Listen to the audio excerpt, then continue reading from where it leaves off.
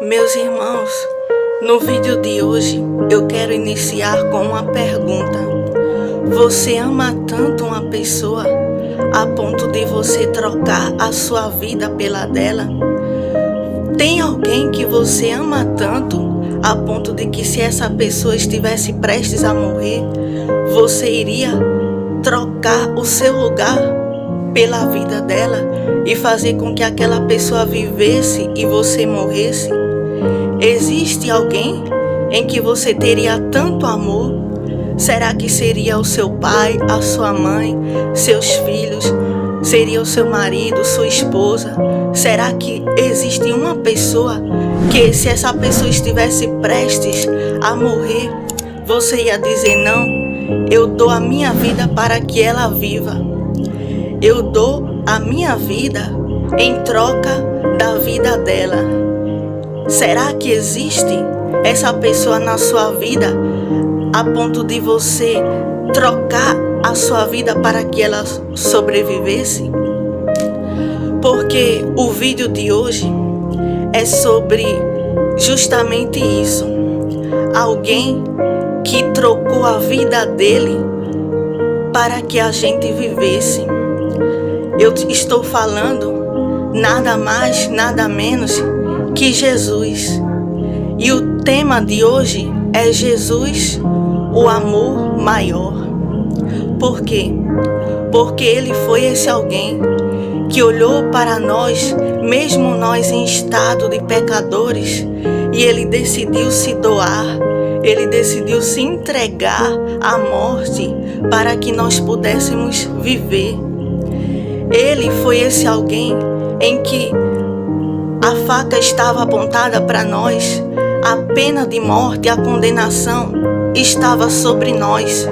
E Jesus foi esse amor maior que ele disse: coloca essa pena de morte sobre mim, lança sobre mim esses pecados, lança sobre mim tudo isso que essas pessoas iriam ter que pagar.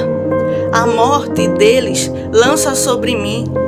Então Jesus, ele foi o amor maior que levou todos os nossos pecados sobre os seus ombros.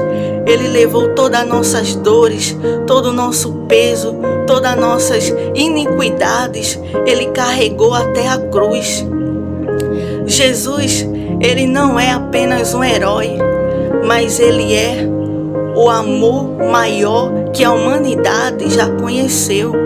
Porque a gente até poderia trocar nossa vida por alguém que a gente ama. A gente até poderia dizer: não, não mata ele, não mata ela, mata eu, né? Pode me matar, mas deixa essa pessoa viver. Eu creio que todos nós temos uma pessoa em que a gente doaria a nossa vida para que essa pessoa vivesse.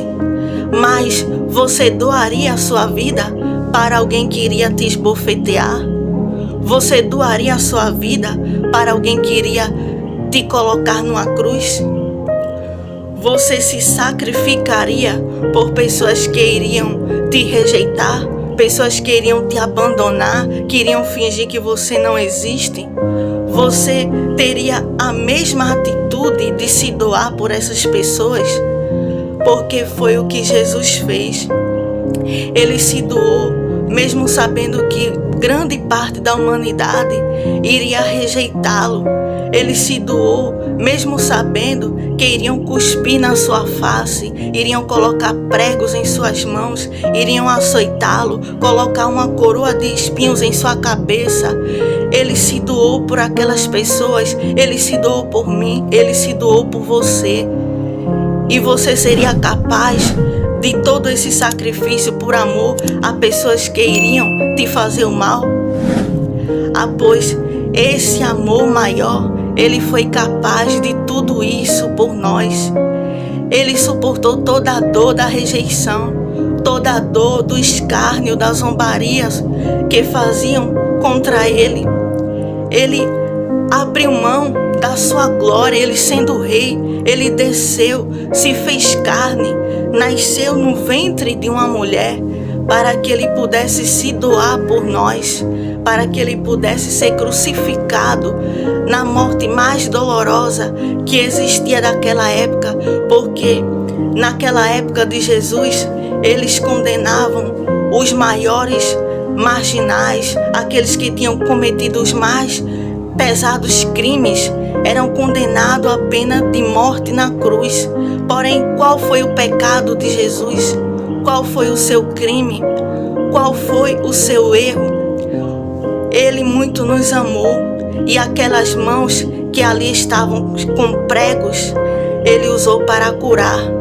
Aquelas mãos que estavam pendurando ele na cruz, ele usou para ressuscitar os mortos. Então me diga, qual foi o crime que Jesus cometeu para que pudessem o levantar naquela cruz e dizer que ele era digno de morte?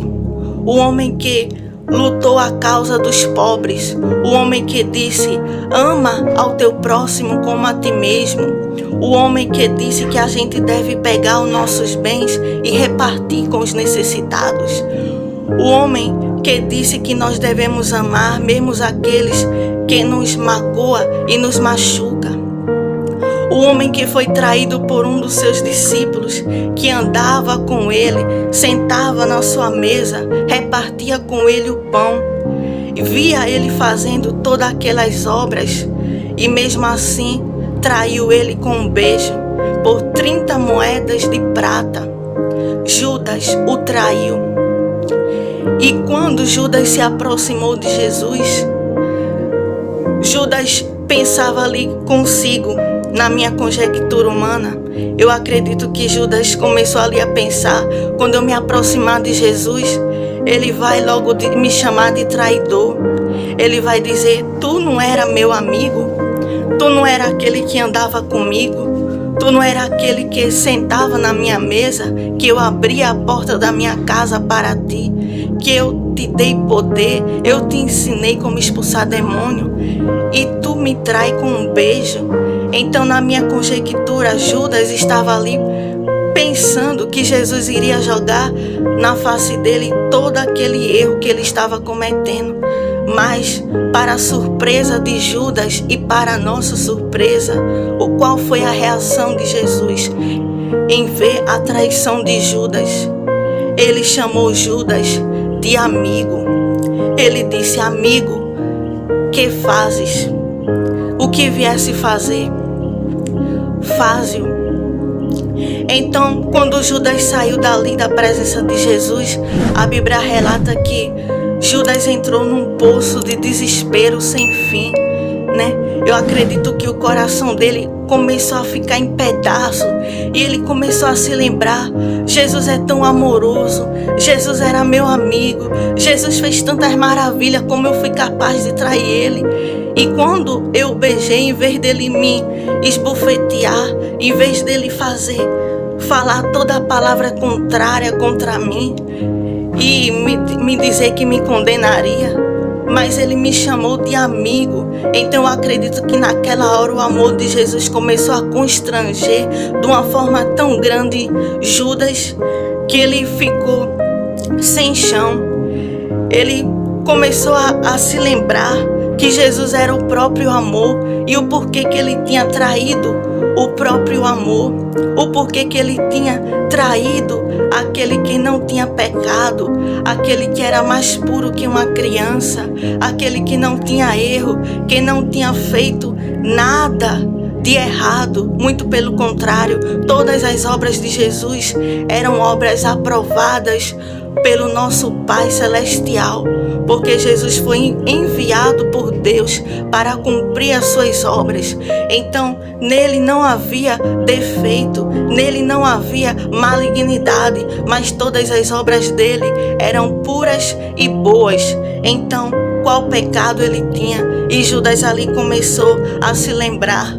Judas começou a passar ali na sua mente o porquê que ele tinha feito aquela atitude tão baixa de trair o mestre, de trair aquele que tanto lhe amou.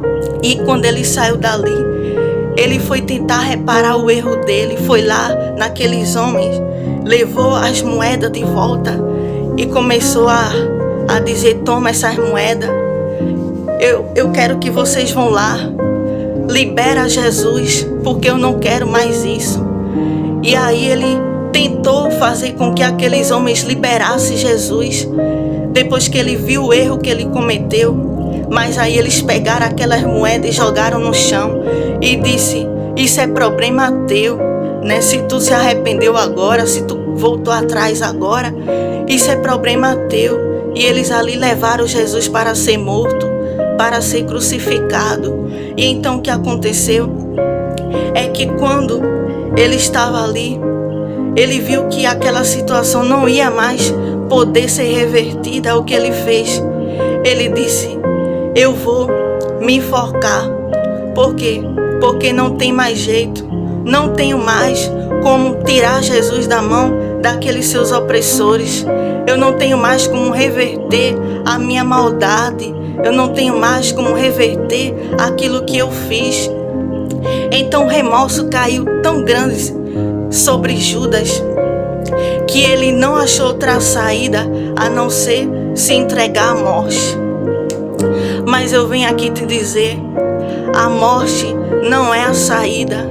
Não importa qual for o tamanho do teu pecado, não importa qual o tamanho do teu erro, se você tiver errado como Judas, se você tiver traído Jesus com as suas atitudes, com os seus pecados, ou até mesmo se você se denominava agnóstico, né? Uma pessoa que não acredita em Deus, mas independente do tamanho, do peso do seu pecado, Deus, ele levou todo o seu pecado nos ombros quando ele decidiu morrer pela sua vida. Então, não pense em fazer como Judas, em se matar, independente do que você tiver cometido, mas vá até Jesus. Por quê? Porque quando Judas chegou até Jesus, o que Jesus disse? Amigo. Jesus não disse: você está condenado. Jesus não disse: você vai para o inferno porque me traiu. Jesus disse: amigo. Sabe por quê? Jesus já estava deixando em aberto o caminho para Judas, o caminho de volta. Porque se Judas tivesse dito: Jesus, eu quero voltar para a tua mesa, Jesus diria: eu não já disse que você é meu amigo? Então o que Jesus faria? Jesus receberia Judas de volta do seu lado, mesmo depois da sua traição, mesmo depois dele ter cometido aquele ato. Jesus abriria as portas de volta para Judas, mas ele não quis. Ele se entregou à morte e ele achou que Jesus não ia aceitar ele de volta. Mas ele não entendeu que Jesus chamou ele de amigo. Por quê? Porque não era aquele pecado que ia fazer Jesus deixar de amá-lo. Não era aquela traição que ia fazer Jesus virar as costas para ele. Porque nós não estamos falando aqui de qualquer pessoa. Nós estamos falando de Jesus, o amor maior. Então Jesus nunca iria virar as costas para aquele homem, mesmo depois dele ter feito aquela traição. Então, independente do que você fez, independente de quanto você se ache pecador, o quanto que você não se sinta merecedor do perdão de Jesus, eu tenho certeza que você não deve ter cometido o tamanho do pecado que Judas cometeu. Se para ele Jesus o chamou de amigo, quanto mais para você. Quanto mais você, independente do que você cometeu, então vá até ele, diga a Jesus: o Senhor chamou Judas de amigo depois que ele te traiu, e eu também te traí, eu também cometi todos esses erros, e eu vim aqui até a ti, porque eu quero o teu perdão. Porque se o Senhor chamou Judas de amigo, então o Senhor também pode ser o meu amigo. O Senhor também pode me aceitar do teu lado.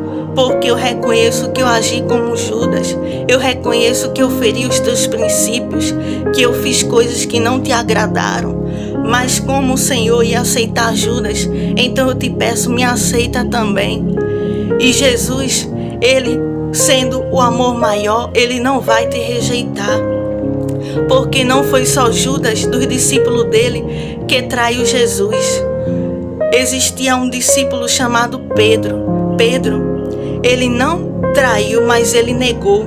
E não só uma vez, mas 3 vezes.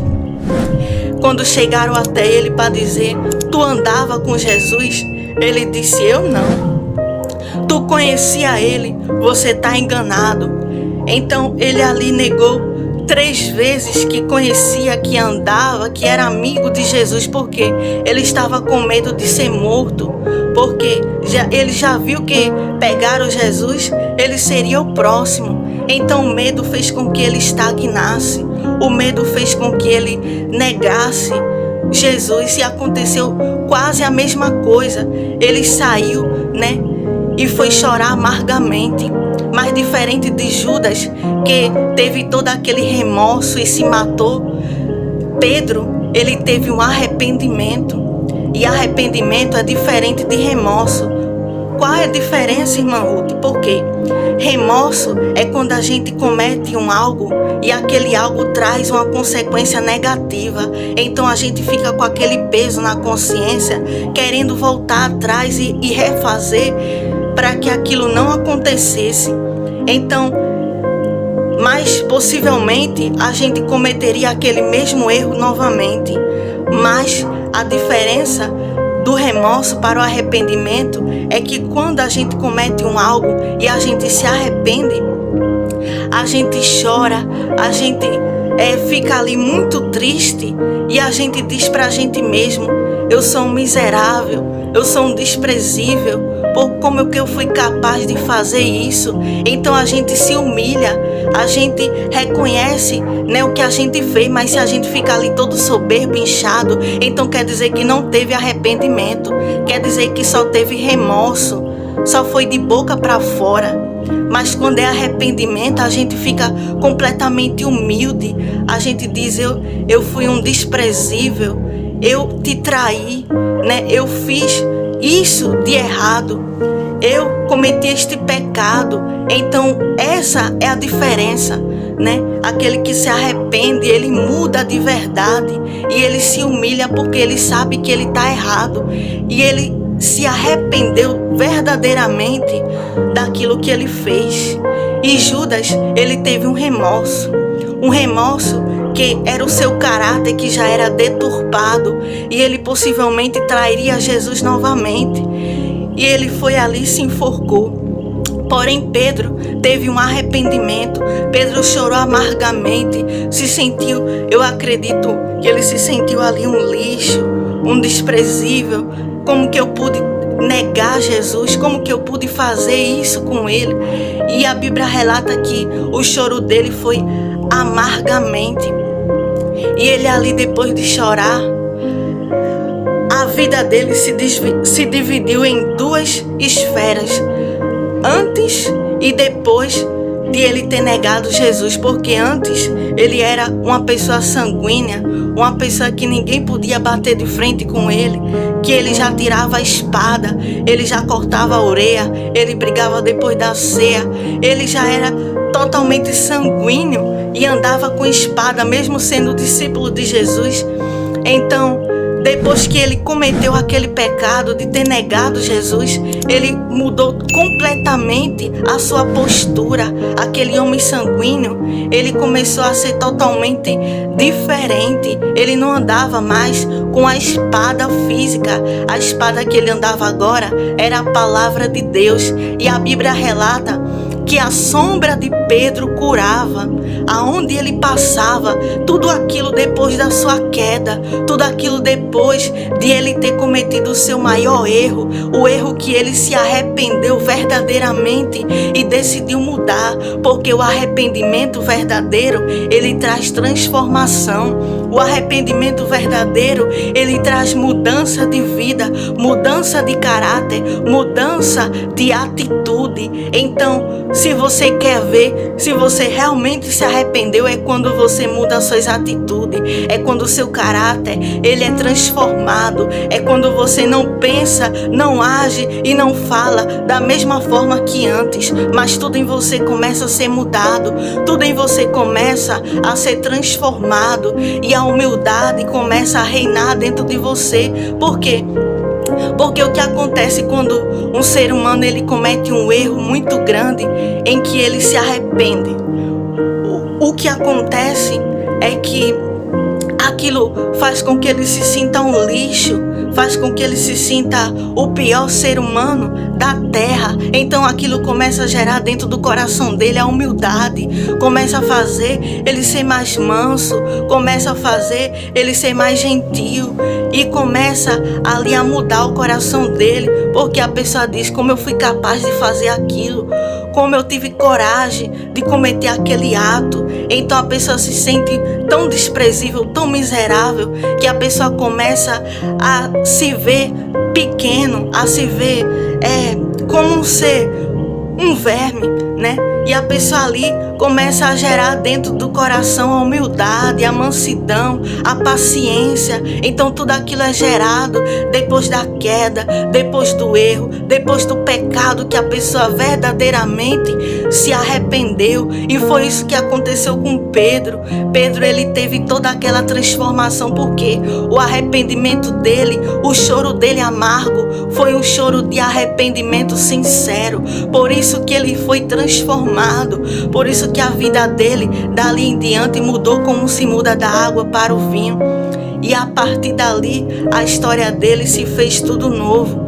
Ele não era mais aquele homem sanguíneo que cortava a orelha para defender Jesus, mas ele era paciente ao ponto de dizer na sua morte: eu não sou digno de morrer como Jesus, mas coloca a minha cruz de cabeça para baixo, porque eu não sou digno de morrer como ele.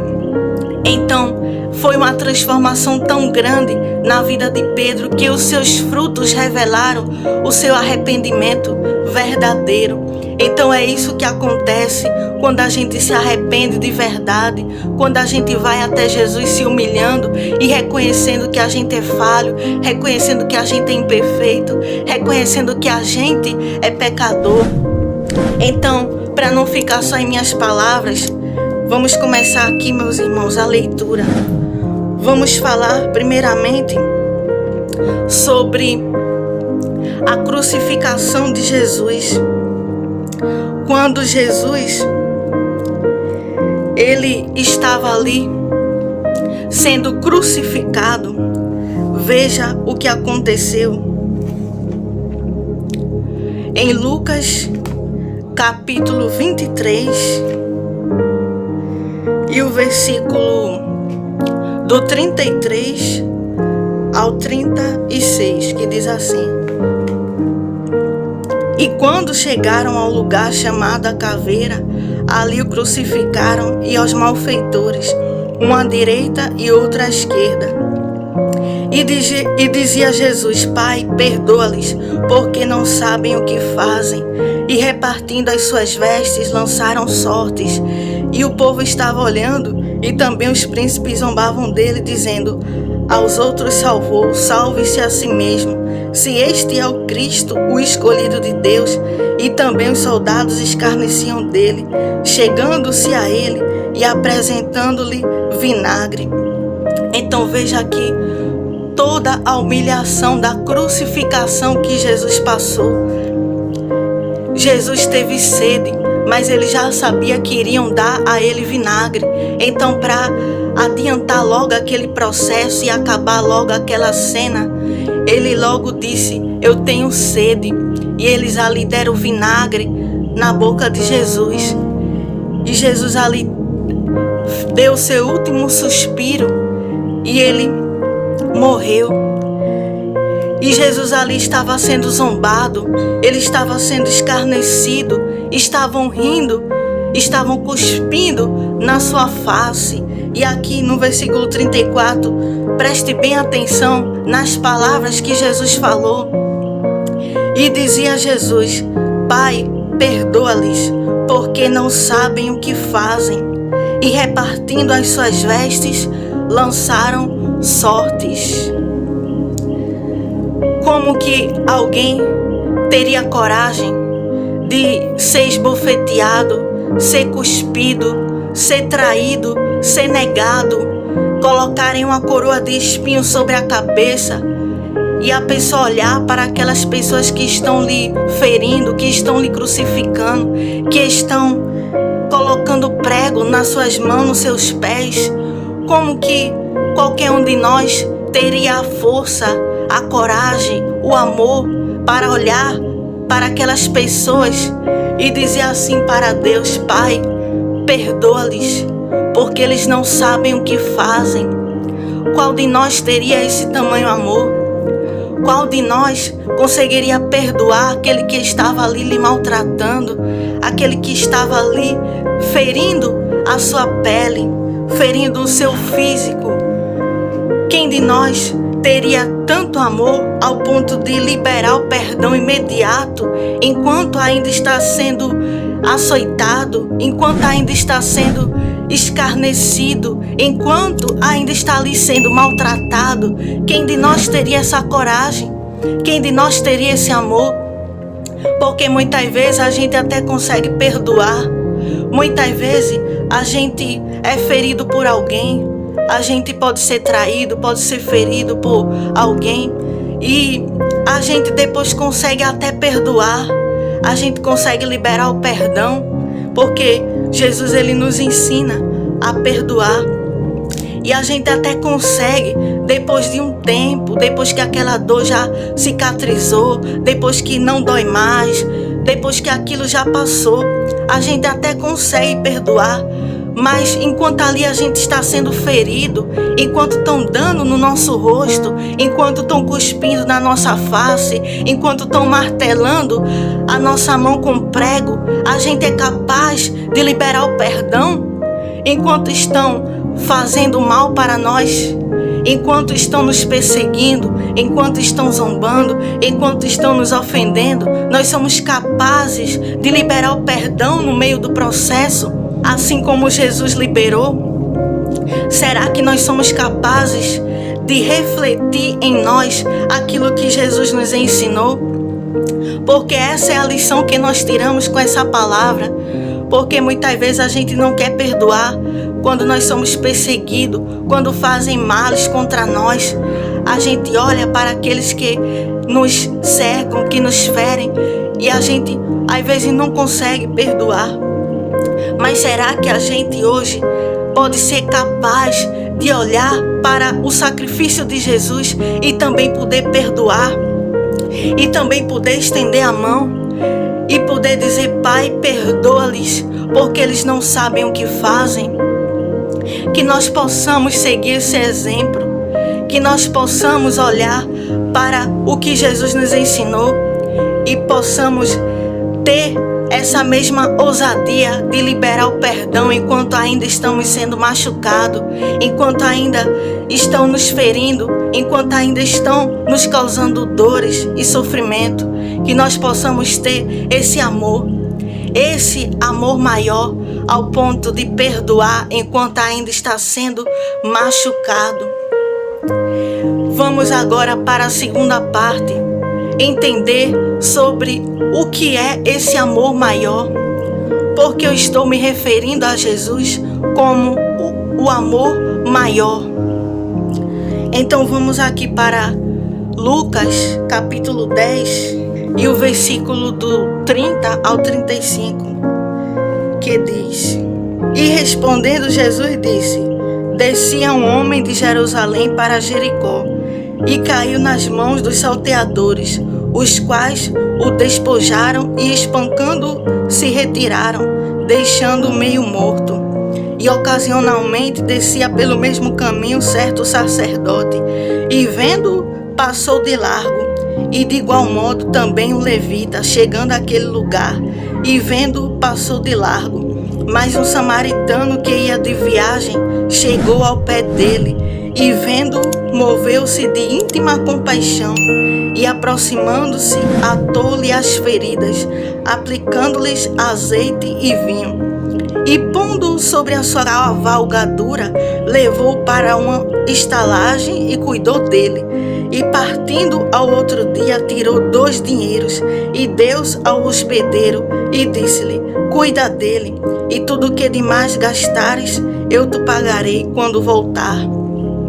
Então a igreja bem conhece a parábola do bom samaritano, que essa parábola nada mais é do que falando do nosso Senhor e Salvador Jesus Cristo, porque Ele é o bom samaritano. Então, o que aconteceu nessa parábola é que estava ali passando um homem e um salteador foi ali, roubou aquele homem, espancou ele, deixou ele quase morto.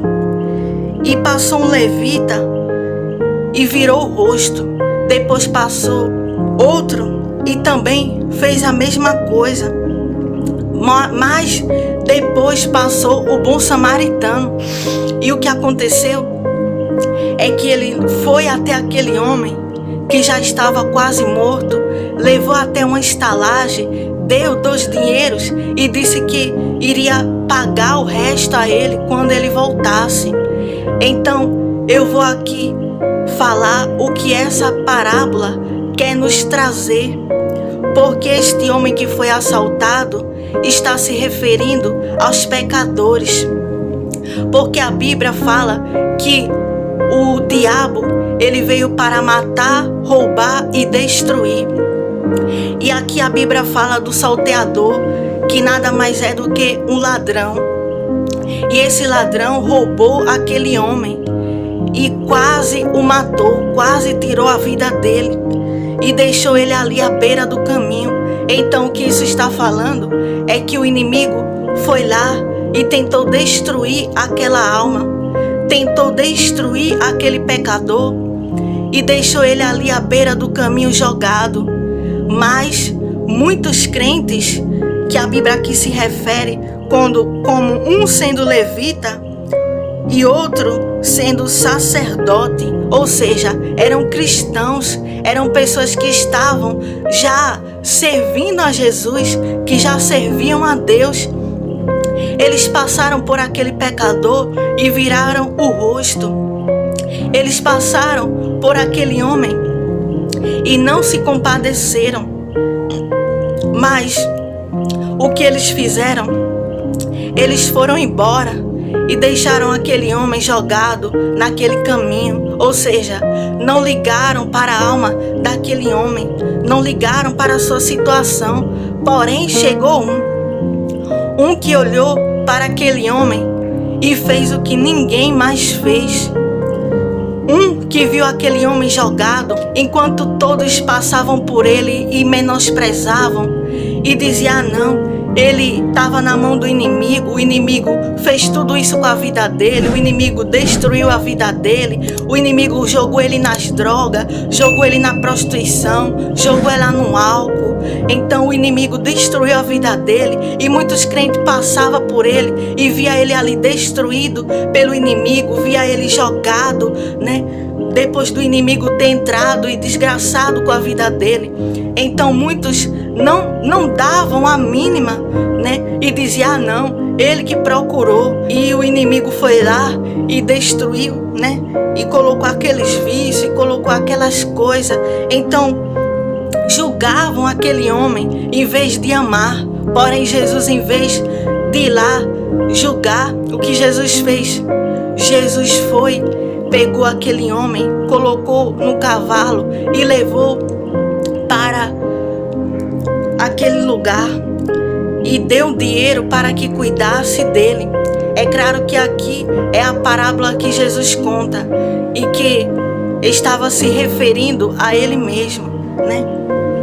Então, isso é o que acontece, porque muitas vezes você que está assistindo esse vídeo, se você ainda não é evangélico, e muitas vezes você foi rejeitado pelos crentes, muitas vezes você pode ter sido deixado de lado, escanteado, muitos podem ter olhado para você, né, e ter julgado a sua condição, julgado o seu pecado, julgado, né, as suas atitudes e podem ter deixado você naquele mesmo caminho jogado, destruído pelo inimigo, assim como aconteceu aqui na parábola do bom samaritano. E muitos podem ter desprezado a tua angústia, a angústia da tua alma, porque o inimigo, quando ele entra, ele desgraça tudo, ele deixa o homem jogado na lama, do pecado e faz a pessoa se sentir um caco. Ele entra e começa a destruir as coisas, né? Mas quando Jesus chega, o que Jesus faz? Jesus cura as feridas. Foi isso que Jesus fez na vida daquele homem. Jesus começou ali a curar as feridas, colocou azeite, colocou vinho. O que fala o azeite? Azeite fala sobre unção. Então Deus, né, ali deu um banho de unção naquele homem, curou as feridas dele, colocou o Espírito Santo nele, levou ele para a hospedaria. E o que quer dizer essa hospedaria? É o hospital aqui na terra, que se chama a igreja. Então Jesus conduziu ele à sua casa, o curou, o transformou, derramou sobre ele o seu azeite e fez com que ele fosse transformado. E ainda disse mais: cuidem dele aí, porque quando eu voltar, eu pagarei vocês pelo que vocês estão aí fazendo por ele. Ou seja, Jesus levou aquele pecador para a igreja e mandou com que todos aqueles que estavam lá cuidassem dele, para que ele pudesse ali servir a Jesus, pudesse conhecer da palavra. E quando Jesus voltasse para buscar a sua igreja, Jesus iria recompensar todas aquelas almas que estenderam a mão para cuidar daquele pecador que Jesus resgatou. Então, igreja, é isso que Deus quer para nós. Deus quer que a gente cuide dos pecadores que eles têm ido lá resgatar da mão do inimigo. Ele quer trazer para cá e derramar o azeite, derramar unção, derramar a cura. Ele cura as feridas daquele pecador, ele transforma a vida e ele cuida, né? Porque aqui diz que ele cuidou, né?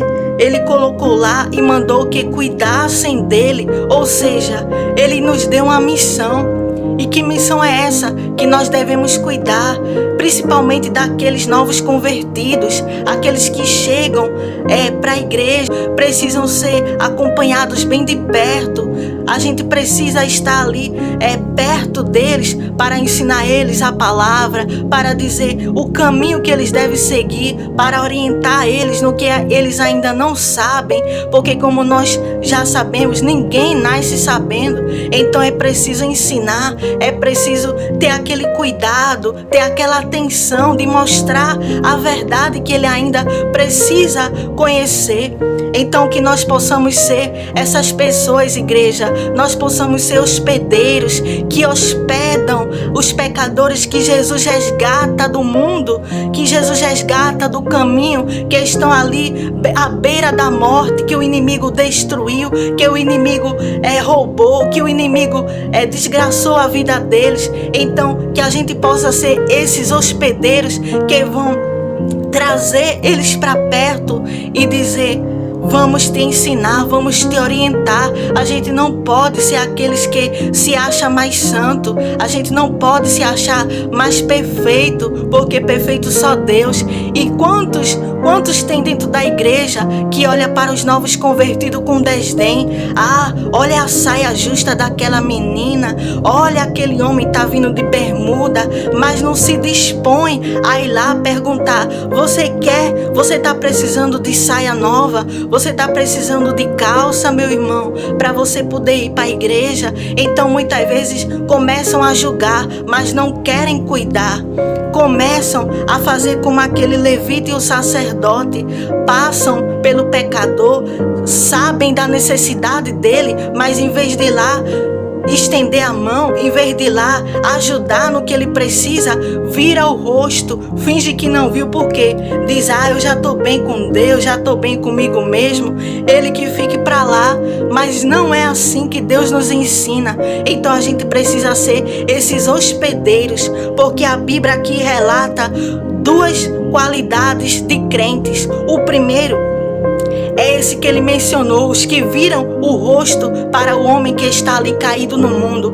E a segunda qualidade são os hospedeiros, aqueles que trazem para perto, aqueles que cuidam, aqueles que fazem ali o que Jesus disse, porque Jesus chegou e disse: cuidem deles, e os hospedeiros foram lá e pegaram aquelas almas e começaram a cuidar. Então a gente vai encontrar essas duas qualidades de pessoas na igreja, tanto o joio quanto o trigo, como a Bíblia mesmo já nos ensina. Então que possamos ser o trigo, né? Aquele hospedeiro que cuida, que ajuda, que traz para perto, que dá um auxílio, que cura as feridas. E quando Jesus voltar, Ele mesmo irá pagar, assim como Ele disse aqui: e tudo que demais gastares, eu te pagarei quando voltar. Ou seja, tudo que ele se dispusesse a fazer com aquela alma que Jesus foi lá e resgatou, Jesus mesmo ia pagar a eles. Então, tudo que você faz, igreja, não vai ser em vão. Jesus, ele vai te pagar a recompensa quando ele voltar. Ele vai te entregar o galardão. Então, nada que você fizer vai ser em vão. Toda ajuda que você der, mesmo se você tiver 2 pares de paletó, mas se você abrir e ver ali que tem um novo convertido que está precisando de um paletó, você abre ali o seu guarda-roupa, você pega um e leva para ele, porque quem vai te pagar é Jesus. E tem mais, a recompensa que Jesus dá não é só na terra não, a recompensa é no céu também. A recompensa não é só no céu, mas a recompensa também é na terra. Então, a Bíblia diz que tudo que o homem semear, isso também ceifará, né? Então, tudo que a gente faz para o próximo, Deus, ele multiplica na nossa vida. Quanto mais a gente ajuda, quanto mais a gente estende a mão, quanto mais a gente faz o bem, mais o Senhor, ele multiplica as suas bênçãos sobre nós. Então que possamos ser os crentes hospedeiros, os crentes que ajudam, que abraçam o pecador, que Jesus foi lá e resgatou. Porque se Jesus teve todo aquele cuidado de ir até lá no mundo, de pegar o perdido que o inimigo assaltou, que o inimigo destruiu e trouxe para a sua casa, então quem somos nós para colocá-lo para fora? Quem somos nós para dizer eu não vou cuidar dele? Porque a hospedaria é lugar de feridos, a hospedaria é lugar de tratar aquelas pessoas. Então a gente não pode dizer não, aqui eu não vou cuidar, leve ele para outro lugar, não, porque aqui é a hospedaria. A casa do Senhor é a hospedaria e nós devemos ser os hospedeiros. Amém, igreja? Então, mais adiante, vamos agora ver o que é necessário que nós devemos ter para poder seguir Jesus. Porque muitas pessoas acham que é muito simples, é só aceitar Jesus, dizer Jesus, eu te aceito na minha vida, e andar com a vida toda troncha, toda desgovernada e fazer tudo que desagrada ao Senhor, mas não é assim. Quando a gente entrega a nossa vida ao Senhor, quando a gente levanta a mão e aceita Jesus, sabe o que acontece? A gente está ali assinando um compromisso. A gente está fazendo uma aliança eterna, uma aliança que não pode ser quebrada, uma aliança que não pode ser desfeita, porque a Bíblia diz que aquele que colocou a mão no arado não pode mais voltar atrás. Ou seja, a gente não pode se arrepender, a gente não pode dizer, não, foi por impulso. Mas a partir do dia em que a gente diz, Jesus, eu te aceito, acabou. Ele entrou na nossa história e ele vai começar a mudar. Ele vai começar a tirar os carrapichos que desagradam a ele. Ele vai começar a nos dar um banho de sangue, nos limpar, nos purificar, tirar toda a impureza, tirar todo o pecado, tirar tudo aquilo que ele não agrada. E quando a gente estiver indo para longe, ele vai fazer como um pastor que perde uma ovelha e ele deixa as 99 e vai lá em busca daquela que se desgarrou. E ele faz isso se a gente entrega a vida a ele e por algum motivo a gente se afasta dele, por algum motivo a gente se esfria, ou se a gente é ferido por alguém, né? Aqueles que não estão levando o verdadeiro amor de Jesus, né?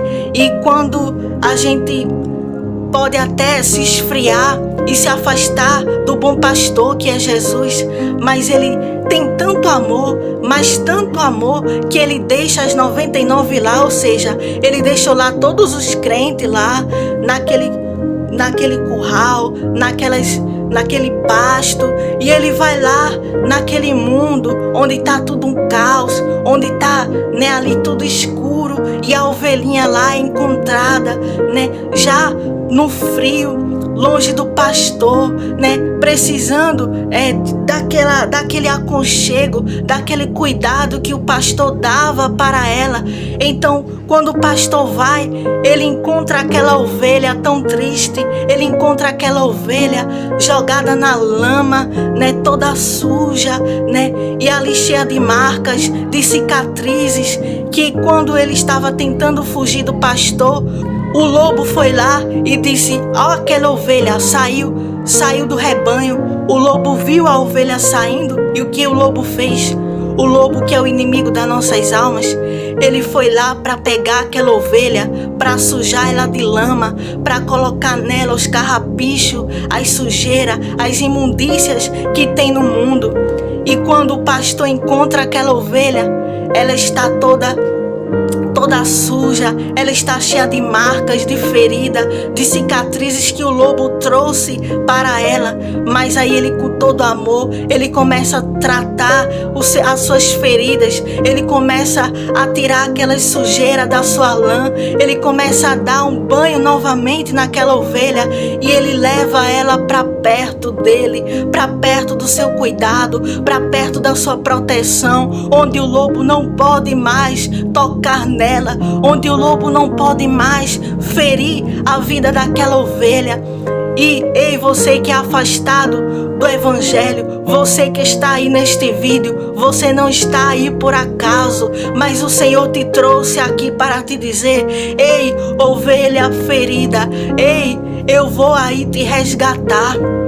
Não importa o tempo que você está longe, não importa o que a vida te causou, não importa quantas feridas que você já tem dentro de você, não importa quantas manchas tem a sua lã, o bom pastor, ele está indo ao teu encontro. O bom pastor que deu a vida por você, ele está indo para te resgatar, porque ele não vai deixar o lobo te destruir, ele não vai deixar o lobo te ceifar. Ele está indo ao teu encontro e ele vai te trazer de volta para perto dele. Ele vai te colocar perto do seu abraço, ele vai te colocar perto do seu aconchego. É lá o lobo não pode mais te ferir, lá o lobo não pode mais te tocar, porque nele você está protegido, nele você está guardado, porque como diz o Salmo 91, aquele que habita no esconderijo do Altíssimo, a sombra do Onipotente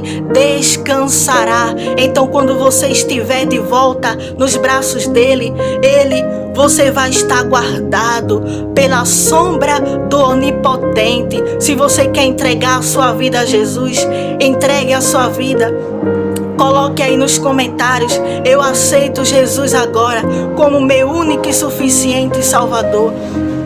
E Ele irá perdoar os teus pecados, transformar a tua vida, te dar um banho de sangue e te fazer uma nova criatura. E agora vamos ir para a parte do que é necessário para que nós possamos seguir a Jesus como Ele quer. O primeiro mandamento: amarás o Senhor teu Deus de todo o teu coração. E o segundo: amarás o teu próximo como a ti mesmo. E aí, seguindo esses mandamentos, indo mais adiante, o que nós precisamos fazer está aqui no livro de Mateus, capítulo 8, e o versículo do 18 ao 22, que diz: E Jesus, vendo em torno de si uma grande multidão, ordenou que passassem para outra margem. E aproximando-se dele um escriba, disse: Mestre, aonde quer que fores, eu te seguirei. E disse Jesus: As raposas têm covis e as aves do céu têm ninhos, mas o Filho do Homem não tem onde reclinar a cabeça. E outro de seus discípulos lhe disse: Senhor, permite-me que primeiramente vá sepultar meu pai. E Jesus, porém, disse-lhe: segue-me e deixa aos mortos sepultar os seus mortos. Eu sei que parece ser uma palavra um pouco dura de ouvir, porque quando a gente tem, ali aqueles parentes, pessoas que a gente ama, é claro que a gente vai querer se preocupar com essas pessoas, a gente vai querer se preocupar, e também dar a última despedida. Mas o que essa palavra quer nos transmitir? Ele não está dizendo que a gente não deve sepultar as pessoas que se foram. Ele não está querendo nos dizer isso. Mas sabe o que ele está querendo nos dizer? É que a gente não deve ficar preso ao que já se foi. A gente não deve se prender com as coisas terrenas. Por quê? Porque tudo na vida vai passar. Todas as coisas da vida um dia vão ficar para trás. E está na nossa origem. Desde que Adão pecou, a morte entrou na humanidade. O que aconteceu é que ali as pessoas não vivem mais eternamente. Só depois que ganham a vida eterna e vão para o céu, ali eles estão vivendo eternamente. Mas enquanto nós estamos aqui na terra, a morte existe. Então todos que estão aqui na terra estão sujeitos a morrer, porque, como diz o ditado, para morrer só precisa estar vivo. Então, se todos nós um dia nascemos do ventre materno, então isso significa que um dia também nós iremos partir. Isso significa que um dia também nós não estaremos mais aqui. E nós devemos ser maduros o suficientes para entender que isso faz parte da vida. Desde que Adão pecou, então a gente não deve ficar se apegando a dores, a lembranças, Eu já perdi pessoas, Eu perdi a minha filha, que eu muito amava. Então eu entendo sobre o que é dor, eu entendo sobre o que é luto, eu entendo sobre o que é perda, eu entendo tudo isso. Mas uma coisa eu posso te dizer: Jesus, ele me curou daquela dor. O que Jesus fez, porque quando a gente aceita Jesus, ele cuida da nossa alma, ele cuida do nosso coração, ele cuida da nossa mente, ele cuida de nós por completo.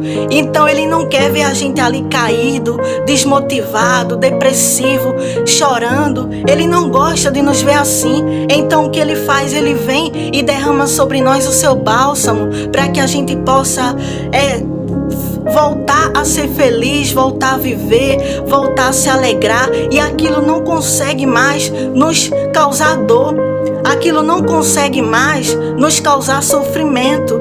Mas quando Jesus ele derrama o bálsamo dele, é um bálsamo completo. Então, mesmo eu consigo falar sobre isso tranquilamente. Isso não me causa nenhum tipo de constrangimento, nenhum tipo de problema, mas eu falo tranquilamente. A minha filha, ela partiu e ela está com Jesus, que é a maior e a melhor pessoa do mundo.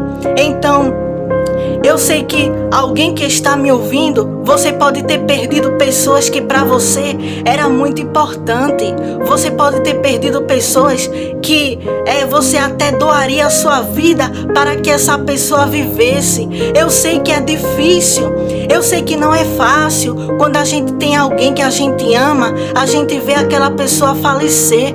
Eu sei que não é fácil, eu te entendo. Eu sei o que é perder, eu sei o que é a dor, Então, eu já passei por isso, mas você pode estar sentindo ainda essa dor, porque talvez você tenha se afastado de Jesus, você tenha criado ali uma revolta no seu coração, e você pode até ter pensado: não, porque Jesus que diz ser tão bom, porque deixou fulano, cicrano morrer, E ali você pode ter achado que a culpa era dele, sendo que a origem da vida, desde que Adão pecou, é essa. quando a gente nasce, a gente pode morrer a qualquer momento, meu querido, minha querida. Então isso faz parte. A gente precisa ser maduro para entender que a vida é um ciclo onde a gente vive, a gente existe e depois a gente morre. Então isso faz parte da vida, faz parte da evolução, faz parte. Tem pessoas que a gente, claro, a gente vai olhar e vai dizer: eu queria que essa pessoa fosse eterna, eu queria que essa pessoa vivesse para sempre. Tipo, a gente olhar para nossa mãe, a gente não vai querer que a nossa mãe faleça, a gente não vai querer que o nosso pai morra, né? Mas a gente não pode colocar ali um fim naquilo que deu início lá desde o jardim do Éden. Mas o único que pode vir e parar isso é o quê? É Jesus. Por quê? Porque Ele deu a vida dele para que a gente pudesse ser salvo da condenação eterna, que é a segunda morte. Daqueles que morrem sem Deus, eles vão para o inferno. Mas aqueles que morrem com Jesus, que aceitaram a Jesus, e todas as crianças, né? Porque as crianças não têm pecado. Então quando elas morrem, elas já vão direto para o paraíso. Elas já vão direto. Queria eu estar no paraíso. O meu maior sonho, né, era entrar no paraíso e estar lá com Jesus. Então a minha filha está vivendo o meu sonho. A minha filha está vivendo o sonho que eu sempre tive, de entrar no paraíso e ver Jesus e brincar, né, com as flores, que as flores cantam. Então ela está vivendo o meu sonho de estar no paraíso. Não tem coisa melhor do que isso. É você entregar a sua vida a Jesus e saber que quando você partir, você vai para o paraíso ao lado de Jesus, ao lado de Deus. Então é sobre isso, meu querido, minha querida. Não deixe a revolta entrar no teu coração e você ficar pensando: ah não, mas eu não queria ter perdido tal pessoa, tal. Não, mas isso faz parte do ciclo da vida. E a sua vida precisa andar, a sua vida precisa seguir, a sua vida precisa continuar. E não do jeito que está, mas você precisa ir até Jesus e dizer: Jesus, me perdoa, porque eu muito me entristeci contigo. Eu quis te culpar por algo que não era tua culpa. A culpa foi do próprio homem que pecou, e aí entrou as consequências, entrou o pecado, entrou a morte, entrou tudo isso. Mas Jesus, para poder nos livrar da segunda morte, se doou por nós. E a segunda morte que eu estou falando é o inferno, e a vida eterna após essa vida é o paraíso. Então não queira morrer a segunda morte, não queira passar a eternidade sem Deus, não queira perder a sua alma no inferno, mas queira estar ao lado de Jesus, porque não tem coisa melhor que estar ao lado do nosso amigo Jesus, que tanto nos ama e tanto nos quer bem. Então, a segunda mensagem, entrando também já nesse texto, vamos ler agora Mateus capítulo 10, versículo do 37 ao 40. Quem ama o pai ou a mãe mais do que a mim, não é digno de mim. E quem ama o filho ou a filha mais do que a mim, não é digno de mim. E quem não toma a sua cruz e não se após mim, não é digno de mim. Quem achar a sua vida, perdê-la-á. E quem perder a sua vida por amor de mim, achá-la-á. Quem vos recebe a mim, me recebe. E quem me recebe a mim, recebe aquele que me enviou. Quem estava falando essas palavras foi o próprio Jesus. Ele estava falando que aquele que ama o seu pai, ama a sua mãe, ama o seu filho, ama a sua filha, mais do que ama ele, não é digno dele. Então, se a gente colocar no nosso coração um amor por alguém em primeiro lugar no nosso coração, ao ponto da gente tirar Jesus do centro, ao ponto da gente não querer Jesus porque a gente não tem aquele amor daquela pessoa, então a gente não é digno dele, porque a gente não pode amar semelhantes a nós, feitos do pó, feitos da terra, né? Amar nosso semelhante mais do que a Deus, porque o primeiro mandamento é amar Deus acima de todas as coisas, e o segundo, que é amar o próximo como a nós mesmos. Então nós não devemos amar o próximo e depois amar a Deus. mas sim colocar Deus em primeiro lugar. Por quê? Porque se a gente ama muito uma pessoa, isso se torna idolatria. E como nós sabemos, idolatria é pecado. Quando a gente decide amar tanto, né? E eu sei que isso não é uma decisão, faz parte ali da emoção, do sentimento do coração humano. Então, quando o nosso coração ama tanto alguém, ao ponto de rejeitar Jesus, ao ponto de dizer: eu não quero Jesus, eu só queria essa pessoa, eu não quero o amor de Jesus, eu só queria o amor dessa pessoa, então isso se torna idolatria. Então isso não é, a gente se torna indigno de Jesus, mas quando a gente diz, independente se aquele amor terreno se foi, independente se aquela pessoa não está mais aqui, o amor maior, ele continua aqui, o amor maior, ele está vivo, ele continua aqui. Por quê? Porque eu falei anteriormente sobre o versículo que mencionava a crucificação, não foi? Mas agora eu vou para o versículo que menciona a ressurreição, para que nós possamos colocar na nossa mente que Jesus, ele não está morto, mas ele está vivo. Por quê? Porque eu estou dizendo isso? Porque o Senhor trouxe ao meu coração essa palavra, porque tem pessoas que têm outra religião e acabam colocando crucifixo, pegam uma cruz que tem a imagem de Jesus e colocam na parede e colocam em algum lugar e fazem menção que Jesus está na cruz e fazem menção à sua dor. Sabe o que essa imagem está querendo dizer? Para vocês que estão me assistindo, me ouvindo e vocês não sabem, sabe o que essa imagem quer dizer? Está querendo referir-se como se Jesus ainda estivesse morto. Está querendo referir a Jesus como se ele ainda tivesse pendurado numa cruz. Então a cruz, ela fala daquilo, de morte. Então, quando a gente pega a imagem de uma cruz e coloca na nossa casa, coloca no nosso pescoço, o que a gente está querendo dizer? Jesus morreu, Jesus está morto, Jesus está numa cruz. Ei, meu querido, ei, minha querida, joga isso fora. Por quê? Porque Jesus não se agrada disso. Sabe por quê? Porque ele está vivo. Ele não está mais naquela cruz. Ele não está mais naquele lugar de dor, de sofrimento, de angústia. Ele ressuscitou e está à destra do Pai, sentado no trono. Ele está no céu, num trono. Então ele não está na cruz. Então nós devemos se ajoelhar, nós devemos orar para Jesus, porque a Bíblia diz que Jesus, ele é o único intermediador entre Deus e os homens. E o que isso quer dizer, Ruth?